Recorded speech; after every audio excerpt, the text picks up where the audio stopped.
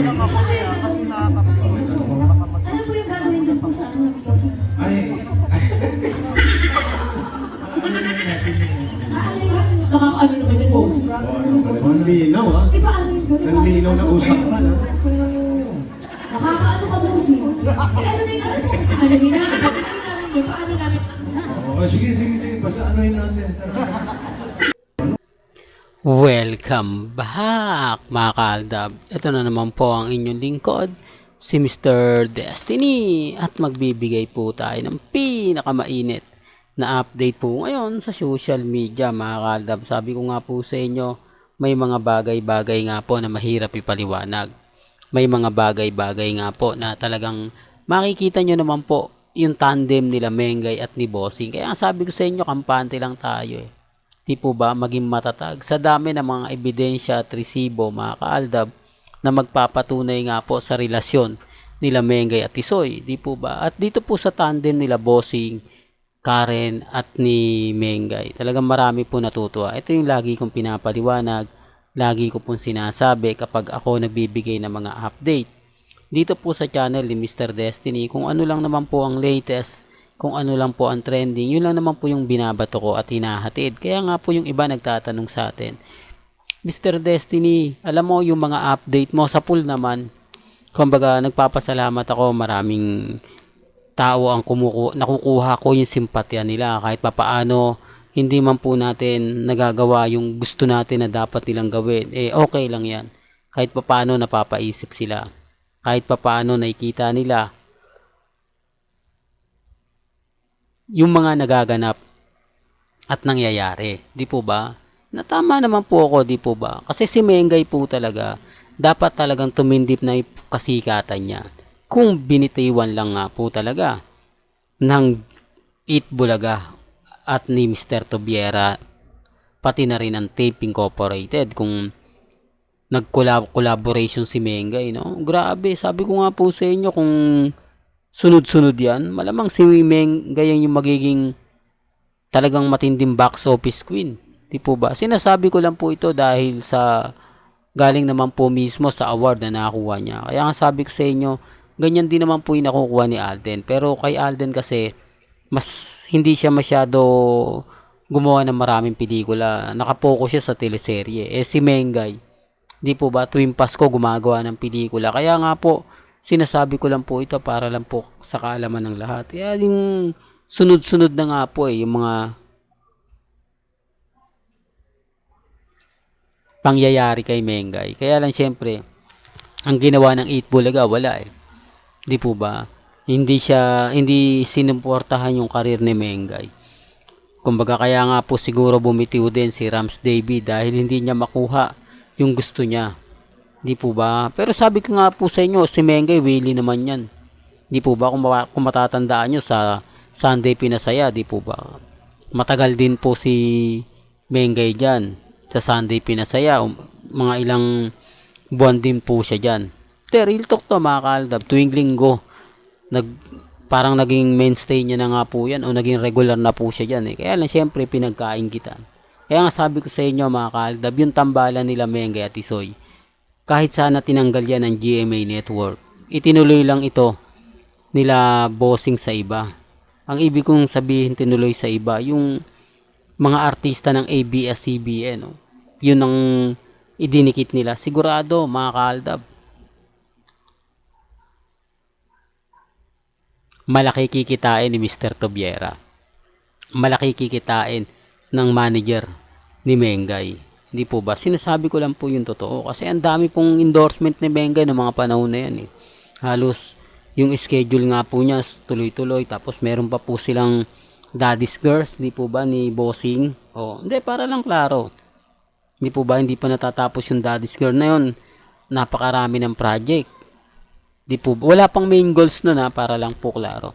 Para lang po sa kaalaman ng lahat. Wala pang main goals nun. Kumbaga si Mengay, talagang popular na popular. Kaya lang syempre, mga kaaldab, yun ang isa sa lagi kong pinapaliwanag at sinasabi na hindi naman po alam ng iba. Kaya nga po nung pinaghiwalay yung Aldab, nung naramdaman na po namin, talagang syempre nalungkot po kami. dismayado po kami sa sa nangyari. Kasi wala naman po kami pinakitang hindi maganda, di po ba? Sinuportahan naman po namin, minahal naman po namin, di po ba? Yan ang masakit doon. Pero bago natin ituloy itong magandang update natin, kung bago ka lang sa channel na to, at isa kang true-blooded Aldab Nation na nagmamahal po kila Mengay at Isoy, tama po ang channel na pinuntahan mo, kaya consider na po kitang bagong subscriber. At huwag mong kalimutang i-share ang mga video po natin sa mga mami, sa mga titas, at sa mga senior. Kaya nga po, remind ko lang po kung matatandaan nyo, GMA Network talaga nagbawal. Kasi noong mga panahon na yon, ramdam na po ng Aldab Nation. Kasi tuwing Sabado, ang ginagawa po ng management, magpapahari-rehearsal. May rehearsal ng Sabado, hindi makakapunta si Alden. Tapos papupuntahin siya sa mga piyesta-piyesta ng barangay para sa promotion, di po ba? Sinasabi ko lang po ito para lang po klaro. Alam din po ng Alden Fanatics yan. Baka sabihin kasi ng Alden Fanatics, hindi, fake news yan. Alam din po nila yan. Kasi nag-aabang din sila tuwing Sabado eh. Tapos, minsan alanganing araw, wala si Alden, paunti-unti, nararamdaman ng Aldab Nation na parang may mali. Parang hindi na ito katulad ng dati. Parang hindi na to katulad ng mga nagaganap at nangyayari, di po ba? Kaya sabi ko sa inyo, nakakalungkot pero yun po yung katotohanan na pinaghiwalay po nila na wala naman pong magandang rason na idinahilan sa amin. Wala naman pong kumbaga binigay na ganito ganyan, di po ba? Basta bigla na lang pong nawala. Kaya po yung Aldab, syempre alanganing panoorin mo ang isa pag wala. Ibig kong sabihin panoorin, bigyan papansin ang teleserye ni Alden na yun na alam namin na talagang paunti-unti nilalaglag na po si Mengay. Pero gaya na sinabi natin mga ka-Aldab, masaya pa rin po tayo sa mga nagaganap at nangyari dahil ini-expect nila na babagsak ang Aldab, hindi naman po nangyari.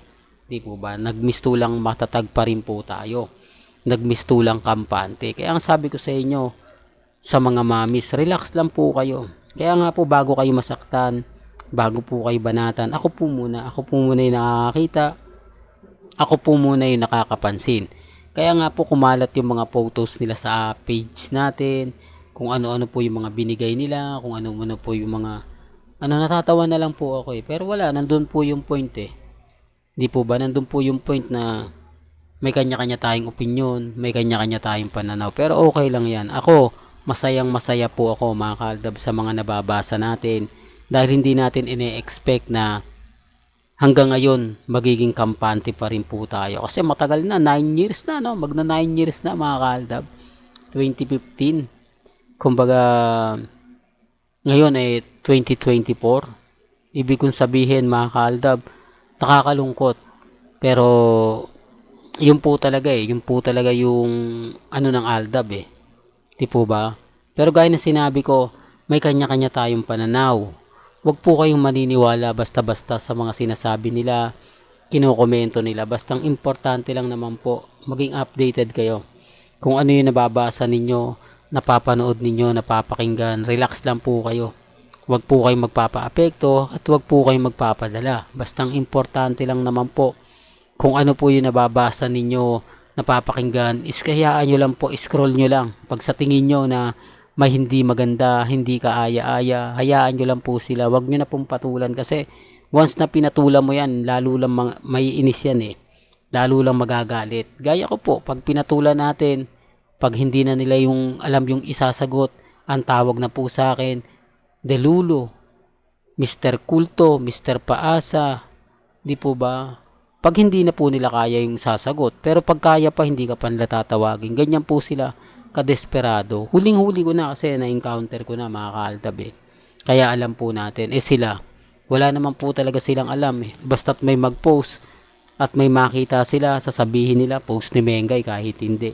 Post ni Alden, ni Catherine, di po ba? Kahit alam naman natin na hindi yung ginagawa. Well, hanggang dito na lang po ang ating latest updates. Kaya kung gusto nyo pa po ng pinaka-latest at sariwang update, abay tumutok lang po kayo dito po sa channel ni Mr. Destiny para updated po kayo sa mga latest at sa mga bagong video po na ilalabas po natin maya-maya lang. Hanggang sa muli, salamat po sa panonood at pakikinig.